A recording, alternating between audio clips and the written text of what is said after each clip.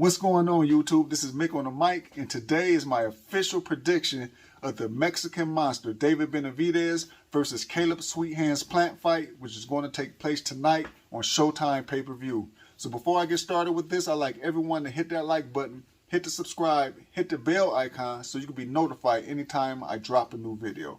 So let's get started with this. The Mexican monster David Benavidez, Caleb Sweet Hands Plant.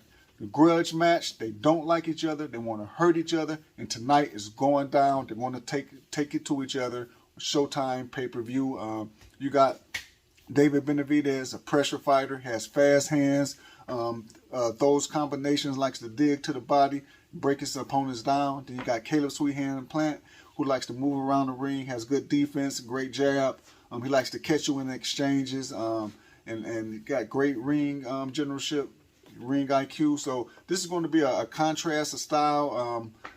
In my opinion, I think that David Benavidez, he's going to apply the pressure. He's going to try to push Plant against the rope. He's going to throw his combinations, dig to the body. I think he's going to try to push the pace a bit because Plant, you know, boxers, they like to fight at a certain pace and they don't like to be pushed past that pace. And I think David knows that. He's going to try to push the pace to tire Caleb Plant out and try to mentally break him down.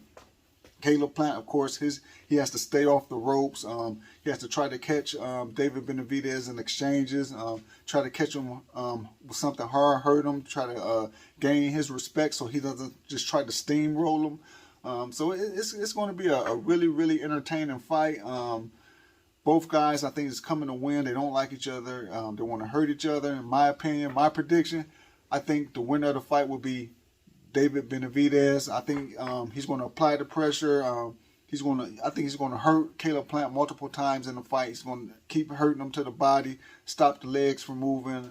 I think he's just too much work for a guy who a low volume guy. Plant, he doesn't throw a whole lot of punches, but he does make them count. But a low volume guy with not the most power, even though he showed that spectacular one-punch knockout against Anthony Durrell in his last fight, he's not known to have a lot of power. Now, if you don't have the power to keep a guy like David Benavidez honest, he's just gonna pile on you, and it's just hard to deal with a guy constantly in your face, constantly throwing punches at you, testing your mental, testing your physical. I think Caleb's going to show a good account of himself, but I think overall the pressure is going to get to him, and by the 10th or 11th round, I could see the fight being stopped. That's my prediction. David Benavidez by TKO between rounds 10 and 11.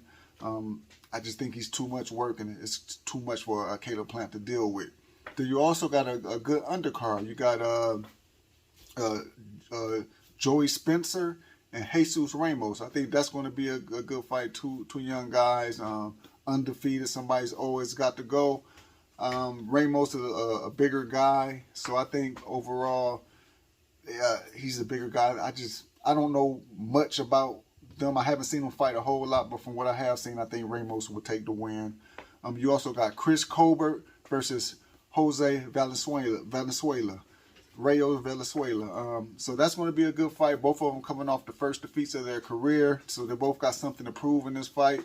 You got Chris Colbert moving up 5 pounds to take this fight.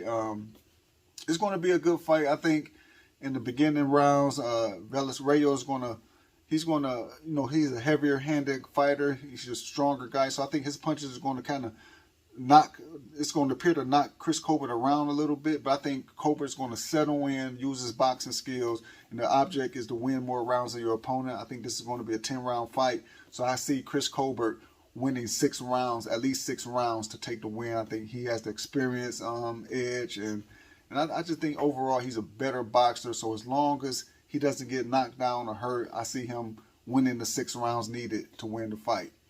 And then you also got Cody Crowley versus Abel Ramos. He's the uncle of Jesus Ramos, who's going to fight on the card also. Cody Crowley, he's an undefeated guy. He throws a lot of punches. He's a lot of work. He doesn't have the most power, but he will make you work the entire fight. If you're not in shape and if you're not ready to deal with that, you're not going to beat him. This guy, or you got to be able to hurt him. The only thing to stop a guy like that is hurting him. And he's just a lot of punches. He's just a lot of work. He throws a lot of punches. Abel Ramos, I think he's got a little more wear and tear on him. So I get an edge to Cody Crowley, unanimous decision. So it's going to be a great card. I'm going to crack open a couple beers, enjoy the show. So let me know your predictions and what you think in the comments section. Once again, this is Mick on the mic. Until next time, peace.